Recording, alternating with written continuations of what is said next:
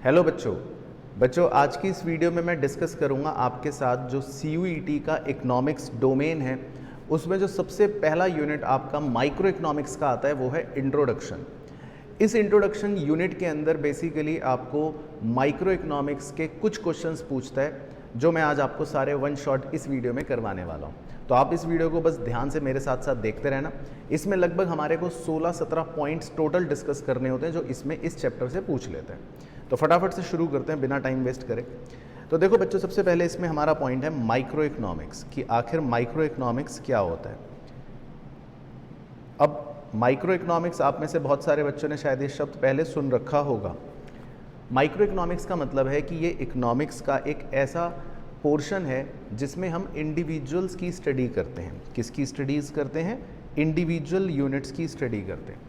तो अब इसमें देखो बच्चों, आपके क्वेश्चंस जो होते हैं वो आते हैं MCQ बेस्ड। तो आपको सिर्फ पता होना चाहिए, रटना कुछ भी नहीं है, लेकिन कीवर्ड्स पता होने चाहिए।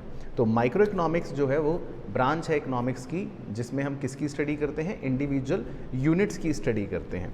अब ये बेसिकली एक ग्रीक वर्ड माइक्रोस से डिराइव हुआ था जिसका वैसे मतलब होता है स्मॉल। तो इसीलिए जो माइक्रो इकोनॉमिक्स है वो एक स्मॉल चीज़ है, मैक्रो इकोनॉमिक्स जो है वो एक लार्ज चीज़ होगी।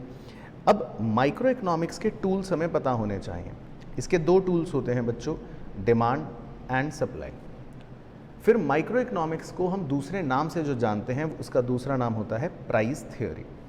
तो बस ये चीज़ें होती हैं जो माइक्रो इकोनॉमिक्स में आपसे पूछ सकता है। इसके बाद दूसरा पॉइंट होता है मैक्रो इकोनॉमिक्स।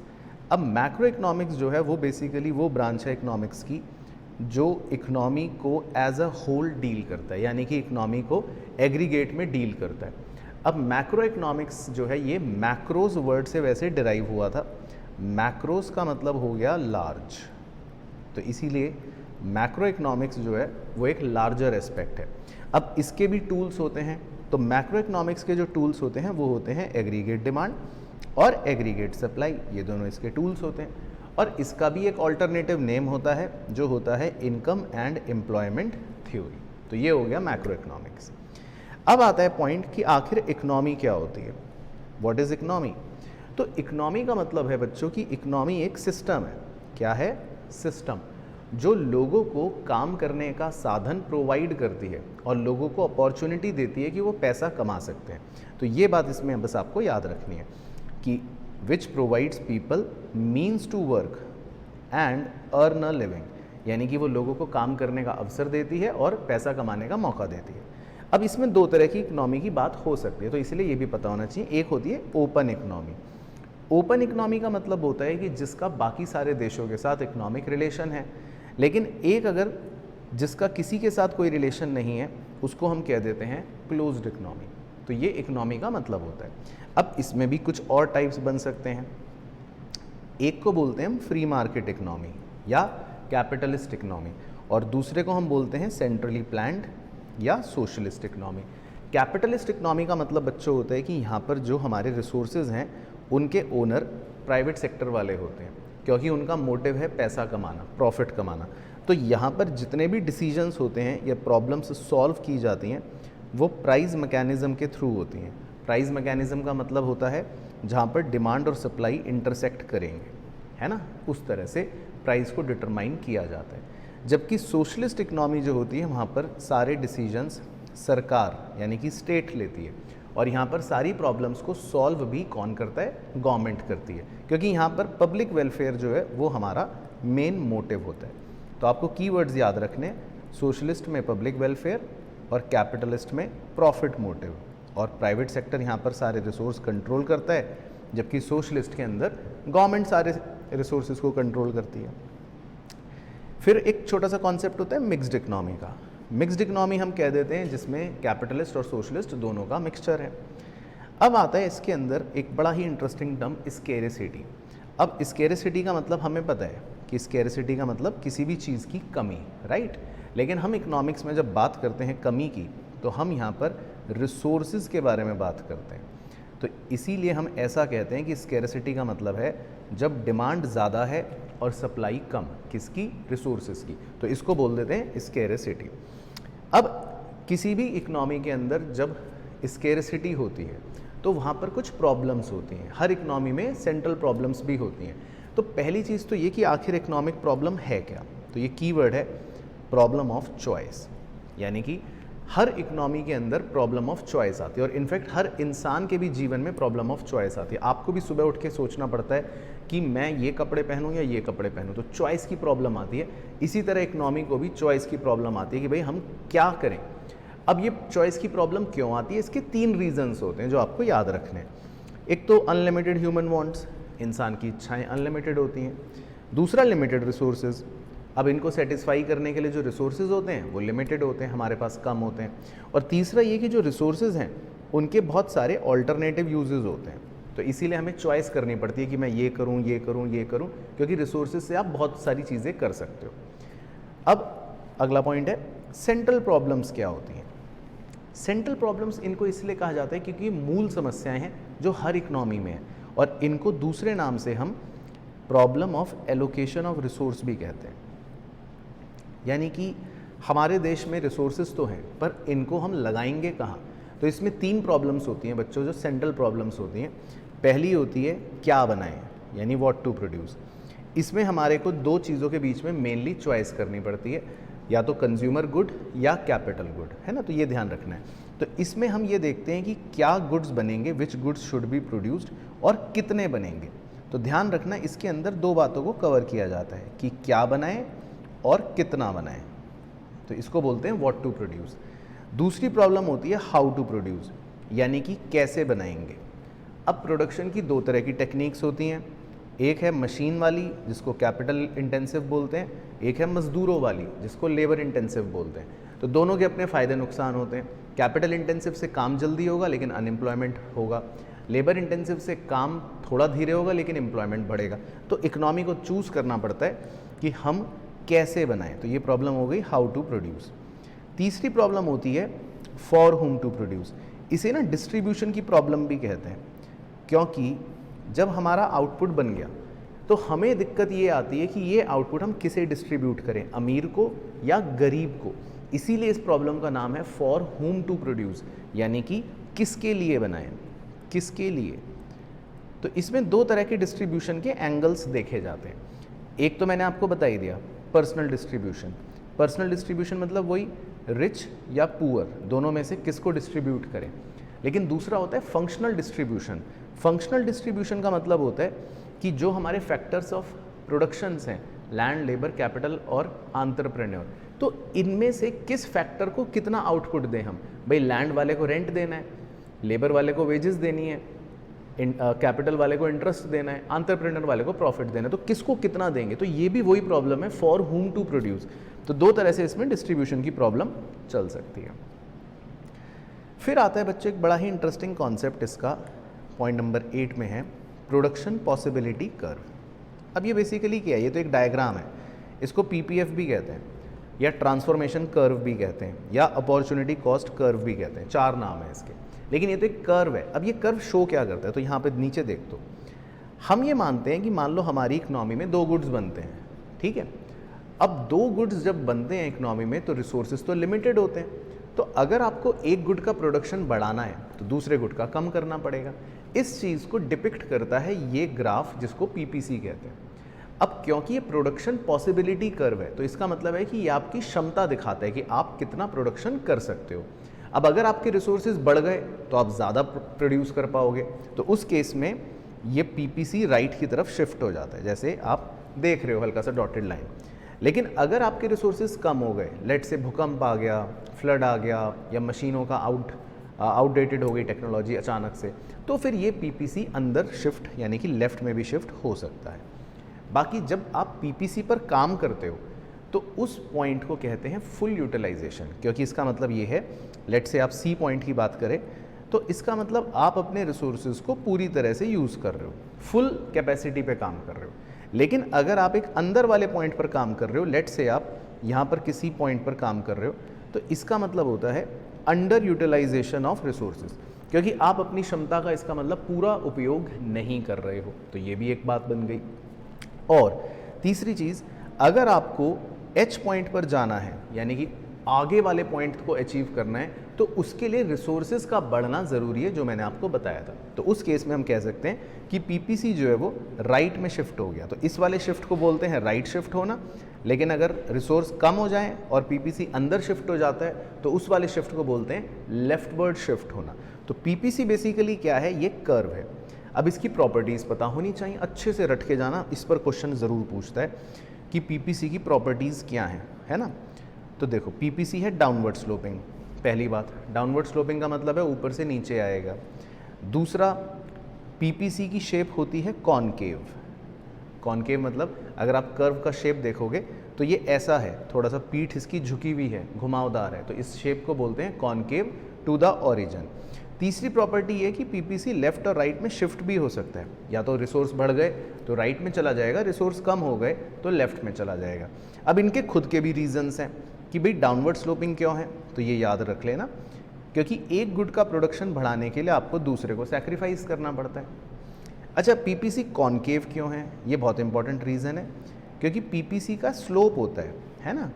जैसे हर कर्व का एक स्लोप होता है, इसी तरह पीपीसी का भी एक स्लोप होता है। तो पीपीसी के स्लोप को कहते हैं मार्जिनल अपॉर्चुनिटी कॉस्ट, जो भी आगे आएगा भी। तो बोलो, अपने मुंह से बोलो, पीपीसी के स्लोप को क्या कहते हैं, मार्जिनल अपॉर्चुनिटी कॉस्ट। तो इसका जो ये स्लोप है ये इंक्रीजिंग है। बोलो बोलो बोलो, क्या है इसका स्लोप, इंक्रीजिंग है, इसलिए ये कॉनकेव होता है। तो ये इकोनॉमिक्स के क्वेश्चनों में ये कहीं ना कहीं एमसीक्यू में पूछ लेता है। तो किसी भी कर्व की शेप अगर कॉनकेव है डाउनवर्ड स्लोपिंग वाली, तो इसका मतलब उसका स्लोप इंक्रीजिंग है, और अगर डिक्रीजिंग होता तो कॉन्वेक्स शेप ले लेता। अब ऑब्वियसली आपको ये लगेगा कि सर ये मार्जिनल अपॉर्चुनिटी कॉस्ट ये क्या होती है, तो ये मैं आपको अभी बताता हूँ। एक छोटे से एग्जाम्पल से बता देता हूँ यहाँ पर कि भाई देखो, जैसे लेट्स एज्यूम आपके पास दो गुड्स हैं बनाने के लिए, गुड एक्स और गुड वाई। अब गुड एक्स आप प्रोडक्शन बढ़ा रहे हो 1 2 3 4 5, है ना। तो गुड वाई की प्रोडक्शन कम करनी पड़ेगी, मान लो 15 14 12 9 4 लेट से। अब यहाँ पर जो आप गुड वाई में सैक्रिफाइस कर रहे हो उसको ज़रा नोटिस करो। आप 15 से 14 पर आ गए, इसका मतलब आपने कितना सैक्रिफाइस करा, 1। फिर 14 से 12 पर आ गए तो कितना सैक्रिफाइस करा, 2। 12 से 9 पर आ गए तो कितना सैक्रिफाइस करा, 3। 9 से 4 पर आ गए तो कितना सैक्रिफाइस करा, 5। तो ये जो आप सैक्रिफाइस कर रहे हो बेसिकली गुड वाई को, इसी को मार्जिनल अपॉर्चुनिटी कॉस्ट कहते हैं। तो इसका एक फॉर्मूला बन गया कि भाई चेंज इन गुड सैक्रिफाइस्ड, आपने जो भी गुड सैक्रिफाइस करा है उसमें कितना चेंज आया, divided by change in goods gained. अब गुड्स जो हैं जो आपने गेन करे वो तो ऑब्वियसली गुड एक्स करें, और वो तो आप हर बार 1 1 करके ही गेन कर रहे हो। 1 से 2 पर पहुँचे, 2 से 3 पर पहुँचे, 3 से 4 पर पहुँचे, 4 से 5 पर पहुँचे। तो ये एक फॉर्मूला बन गया स्लोप निकालने का कि delta good sacrificed upon delta good gained. लेकिन अब आप इसकी सैक्रिफाइस की वैल्यूज़ को ऑब्जर्व करो, 1 से 2, 2 से 3, 3 से 5, इसका मतलब ये स्लोप जो है ये क्या हो रहा है, इंक्रीजिंग हो रहा है। तो जब भी एमओसी की वैल्यू बढ़ते हुए क्रम में होगी, इंक्रीजिंग होगी, तो शेप कॉनकेव बनेगा, डिक्रीजिंग होगी तो कॉन्वेक्स बनेगा, ये याद रखना है, ठीक है ना। चलो, अब इसके बाद 2 टॉपिक्स वो भी बता देता हूँ जो आपने अभी अभी देखे, राइटवर्ड शिफ्ट और लेफ्टवर्ड शिफ्ट। इस पे क्वेश्चन आपसे एमसीक्यू में क्या करता है कि वो आपको कोई रीज़न दे देगा और आपसे पूछेगा कि बताओ इससे क्या होगा। तो बड़ा सिंपल है, राइटवर्ड शिफ्ट के रीज़न पता होने चाहिए। किसी भी एंगल से अगर आपको लगता है कोई भी रिसोर्स बढ़ गया, पॉपुलेशन बढ़ गई, नेचुरल रिसोर्स बढ़ गए, टेक्नोलॉजी इंप्रूव हो गई, फॉरेन कैपिटल बढ़ गया, तो अगर किसी भी चीज़ से आपको लगता है कि रिसोर्स बढ़ रहे हैं, प्रोडक्शन कैपेसिटी बढ़ रही है, तो आप कह दोगे राइटवर्ड शिफ्ट। और अगर इन्हीं चीज़ों का उल्टा हो जाए, किसी भी रीज़न से रिसोर्स कम हो गए, ब्रेकडाउन हो गया मशीनों का, टेक्नोलॉजी बेकार हो गई, पॉपुलेशन कम हो गई, अर्थक्वेक्स आ गए, तो फिर लेफ्टवर्ड शिफ्ट हो जाएगा। लेकिन इसमें एक बड़े ही यूनिक शिफ्ट वाली चीज़ भी होती है जिसको हम कहते हैं रोटेशन ऑफ पीपीसी, है ना। अब रोटेशन क्या होता है वो आपको फटाफट समझा देता हूँ। रोटेशन बेसिकली बच्चों एक ऐसी चीज़ होती है जिसमें जो हमारा पीपीसी है वो किसी भी एक एक्सिस पर शिफ्ट होता है लेकिन दूसरे एक्सिस पर सेम रहता है। जैसे अगर मैं पहला डायग्राम बनाकर आपको दिखाऊं तो इसमें हम एक्स एक्सिस पर हो सकता है पीपीसी शिफ्ट हो जाए, यानी कि क्या पता थोड़ा अंदर की तरफ या क्या पता थोड़ा बाहर की तरफ। लेकिन अगर आप वाई एक्सिस पर देखोगे तो वो बिल्कुल अपनी जगह पर से हिला नहीं है, टसका मस नहीं हुआ, तो इसे रोटेशन ऑन एक्स एक्सिस कह देते हैं। इसी तरह रोटेशन वाई एक्सिस पर भी हो सकती है। मान लो हमारा पीपीसी वाई एक्सिस पर नीचे आ गया या वाई एक्सिस पे ऊपर चला गया, तो इसका मतलब ये भी एक रोटेशन हो गई, लेकिन कहाँ पर, ऑन वाई एक्सिस। तो दो तरह से रोटेशन हो सकती है, ऑन एक्स एक्सिस या on Y axis. X axis पर रोटेशन होने का कारण जो होता है, रीज़न, वो ऑब्वियसली गुड एक्स से रिलेटेड होता है। गुड एक्स की टेक्नोलॉजी अच्छी होगी तो वो ज़्यादा बना लेंगे, बेकार होगी तो अंदर हो जाएगा, कम बना पाएंगे। इसी तरह रोटेशन जब वाई एक्सिस पर होता है तो उसका रीज़न भी गुड वाई होता है। गुड वाई की टेक्नोलॉजी अच्छी हो गई तो ज़्यादा बना लोगे, टेक्नोलॉजी बेकार हो गई तो कम बना पाओगे। तो ये सारी बातें आपको वही ऊपर लिखी हुई दे रखी हैं। इसके बाद देखो, अगला कॉन्सेप्ट था अपॉर्चुनिटी कॉस्ट, कि अपॉर्चुनिटी कॉस्ट क्या होता है। तो अपॉर्चुनिटी कॉस्ट बच्चों एक छोटी सी चीज़ है कि भाई जो भी आपका नेक्स्ट बेस्ट ऑल्टरनेटिव जो आपने छोड़ दिया, फॉरगॉन कर दिया, उसकी कॉस्ट क्या है, मतलब जो आप सैक्रिफाइस करते हो उसकी कॉस्ट क्या है। तो इसका एक बहुत ही छोटा सा एग्जांपल है। मान लो एक फार्मर है, उसके पास 3 ऑप्शंस हैं, वीट बनाने का, राइस बनाने का और ग्राम बनाने का। वीट बनाकर बेचेगा तो 10,000 रुपये मिलेंगे, राइस बनाकर बेचेगा तो 9,000 रुपये मिलेंगे, ग्राम बनाकर बेचेगा तो 8,000 रुपये मिलेंगे। अब ऑब्वियसली वो क्या चूज़ कर लेगा कि मैं वीट बनाकर बेचूंगा। इसका मतलब उसने वीट को चूज़ करने के लिए राइस को सैक्रिफाइस करा और ग्राम को सैक्रिफाइस करा। तो जो भी उसने ऑल्टरनेटिव सैक्रिफाइस करे हैं उनमें ज़्यादा बेहतर कौन सा है, राइस वाला। तो इस राइस की कॉस्ट को, यानी इस 9,000 रुपये को हम अपॉर्चुनिटी कॉस्ट कहते हैं। That is it. और यही मतलब जो मार्जिनल अपॉर्चुनिटी कॉस्ट आपको स्लोप वाला फॉर्मूला समझाया था, उसका भी यही मतलब है कि भाई कितने गुड्स आप सैक्रिफाइस कर रहे हो डिवाइडेड बाय कितने गुड्स आप एक्स्ट्रा प्रोड्यूस कर रहे हो। इसी को मार्जिनल रेट ऑफ ट्रांसफॉर्मेशन यानी कि MRTB कहते हैं। और ये PPC का क्या होता है, स्लोप होता है, जो मैंने आपको बताया था। तो ये याद रखना है बस। बाकी PPC की शेप मैंने आपको बताई दी। अगर MOC डिक्रीजिंग है तो कॉन्वेक्स हो जाएगा, और अगर MOC कांस्टेंट होगा तो PPC स्ट्रेट लाइन हो जाएगा। तो हालांकि ये दोनों हाइपोथेटिकल केस हैं, लेकिन MCQ में तो पूछ ही लेता है। तो MOC की वैल्यू के हिसाब से PPC की शेप बनेगी। दोबारा से रिवाइज कर लो। अगर MOC कैसा है, इंक्रीजिंग, तो कॉनकेव। MOC डिक्रीजिंग होगा तो PPC ऐसा कॉन्वेक्स बन जाएगा, और MOC कांस्टेंट होगा तो PPC ऐसा स्ट्रेट लाइन बन जाएगा। तो ये मतलब होता है। अब इसमें एक चीज़ और हमें पता होनी चाहिए कि आपको पता है कि 2 तरह के इकोनॉमिक्स होते हैं। एक को बोलते हैं पॉजिटिव इकोनॉमिक्स और एक को बोलते हैं नॉर्मेटिव इकोनॉमिक्स। पॉजिटिव और नॉर्मेटिव इकोनॉमिक्स में पता है क्या फ़र्क होता है कि पॉजिटिव इकोनॉमिक्स जो है वो बताता है व्हाट इज़, लेकिन नॉर्मेटिव इकोनॉमिक्स जो होता है वो बताता है व्हाट ऑट टू बी, यानी कि जिसको आप ये भी कह सकते हो कि व्हाट शुड बी, क्या होना चाहिए। अब इसीलिए सबसे बड़ा डिफरेंस इनका ये है कि नॉर्मेटिव जो होता है वो ओपिनियन देता है। जैसे फॉर एग्जांपल मैंने बोला कि you should wear red T shirt, तो मतलब मैं अपना ओपिनियन दे रहा हूँ कि आपको रेड टी शर्ट पहननी चाहिए। तो जब भी हम कुछ ओपिनियन देते हैं वो नॉर्मेटिव होता है, लेकिन जब हम कोई फैक्ट की बात बताते हैं, है ना, जिसको हम चेक कर सकते हैं, जिसको आप चेक करके ट्रू या फॉल्स बता सकते हो, वो पॉजिटिव स्टेटमेंट होता है। जैसे मान लो मैंने बोला कि mercury is the largest planet, तो आप कह दोगे सर अरे हम अभी चेक करा हमने, ये तो गलत है सर। लेकिन अगर मैं कहता हूँ कि बच्चों pizza is better than burger, तो अब इस बात को आप चेक नहीं कर सकते, ये तो मेरा ओपिनियन है। हो सकता है आप में से कई बच्चे अभी स्क्रीन तोड़ के बाहर आ जाएं, सर ऐसा कैसे कह दिया आपने, ये तो बर्गर होता है। अच्छा तो है ना, समझ रहे हो बात।